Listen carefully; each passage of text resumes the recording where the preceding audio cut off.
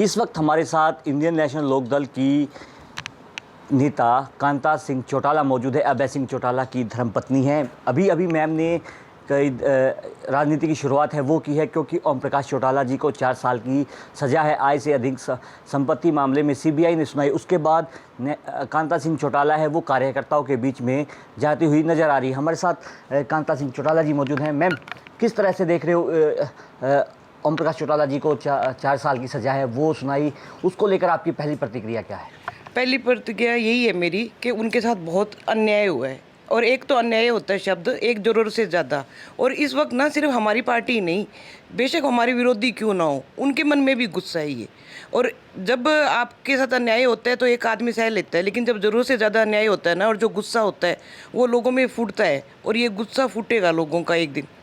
Ma'am, लगातार जननायक जनता party के जो नेता हैं या फिर हम कहें जो अभी निकाय चुनाव हुआ था, भारतीय जनता पार्टी के साथ गठबंधन में अभी सरकार चल रही है, लेकिन निकाय चुनाव जब घोषणा हुई तो भारतीय जनता पार्टी और जननायक जनता पार्टी है वो अलग अलग चुनाव है वो लड़ रही थी। लेकिन ऐसा क्या हुआ आपके नज़रिए से कि एक बार फिर गठबंधन में है वो चुनाव लड़ने को मजबूर है? क्यों इस तरह के क्योंकि डॉक्टर वीरेंद्र सिंह तोमर खां हैं वो अलग बयानबाजी है वो कर रहे हैं। दुष्यंत अभी लंदन घूम कर आए हैं तो उन्होंने एक कहा कि लगातार हम जननायक जनता पार्टी को मजबूत कर रहे हैं। क्या लगता है इस पूरे एपिसोड में? पहले गठबंधन नहीं था चुनाव में, अब गठबंधन हुआ है, क्या मानते हो आप इस पूरे एपिसोड को? मुझे तो उनका ये कहानी समझ में नहीं आई कि उनके आपस के बीच में चल क्या रहा है।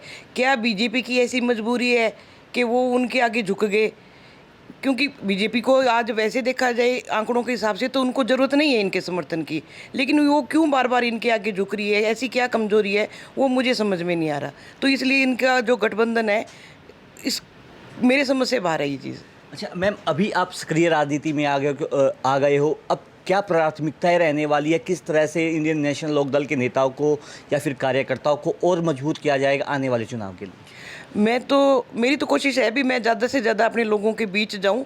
मैं राजनीति में, आप कह रहे हो राजनीति में आगे, मैं राजनीति में नहीं आई हूं। मैं तो एक कार्यकर्ता ही समझ लो, एक वर्कर के तौर पे अपनी पार्टी को मजबूत करूंगी। सभी मिलके कोशिश करेंगे, उनमें एक छोटी सी कोशिश मेरी भी है।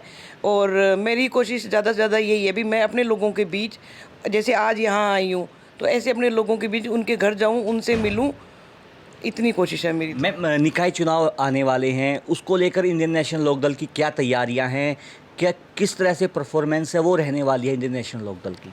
परफॉर्मेंस बहुत अच्छी रहेगी क्योंकि सबने बहुत मेहनत करी है, और इसी चुनाव से सबको पता चलेगा कि अब इंडियन नेशनल लोकदल जो है फिर से मजबूती की ओर है। मैम, हरियाणा में राज्यसभा की 2 सीटों के लिए चुनाव होने जा रहे हैं 10 तारीख को। उससे पहले कांग्रेस ने अपने सभी 28 विधायक हैं उनको सभी को रायपुर है एक रिजॉर्ट में ठहराया गया है, उसको किस तरह से देख रहे हो? क्योंकि क्या लगता है कि कांग्रेस के जितने भी विधायक हैं उनमें फूट पड़ सकती है? उनमें फूट पड़ नहीं सकती, उनमें फूट पड़ी हुई है, इसीलिए तो उनको लेके गए हैं। और जो 2-3 लोग जो यहाँ है, कोई भी अपना मर्जी से अगर वोट इधर डालेगा, और मर्जी से भी नहीं, किसके इशारे पे डालेंगे वो सबको पता है। और ये गड़बड़ तो होएगी, इस पिछले चुनाव में भी हुई थी, इसमें भी होएगी, ये तय है। आखिरी सवाल है मैम, अभय सिंह चौटाला जी लगातार इकलौते विधायक हैं इंडियन नेशनल लोकदल के, उनका समर्थन किस नेता को रहने वाला है? कार्तिकेय शर्मा ने निर्दलीय नामांकन किया है, अजय माकन को, या फिर कृष्णलाल पवार को? देखिए, कांग्रेस को तो समर्थन देने का मतलब ही नहीं है। और रही बात अभय सिंह जी किसको देंगे, वो आप अभय सिंह जी से पूछिए, उनका फैसला है।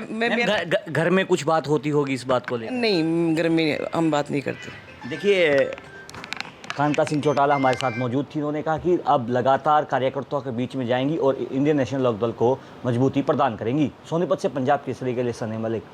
हमसे जुड़े रहने के लिए हमारे YouTube चैनल को सब्सक्राइब करें और नई वीडियो की नोटिफिकेशन के लिए बेल आइकॉन को दबाएं। अगर आप ये वीडियो Facebook पर देख रहे हैं तो लाइक जरूर करें और ज्यादा से ज्यादा शेयर करें। धन्यवाद।